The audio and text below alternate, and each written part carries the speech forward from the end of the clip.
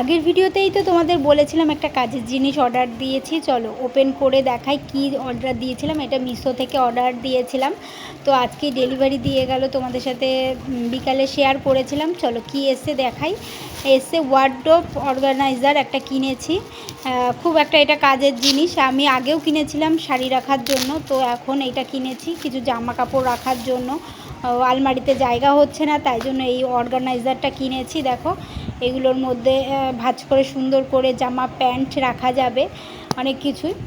এখানে দুটো কম্বো ছিল, এখানে দুটো অর্ডার দিয়েছিলাম, দুটো এসছে। এই যে সুন্দর করে এই যে সেট করে নিচ্ছি, এখন সুন্দর করে সাজিয়ে রাখবো। এই যে কোয়ালিটি তো খুবই ভালো ছিল, দাম অনুযায়ী কোয়ালিটি সত্যি খুব ভালো এটার।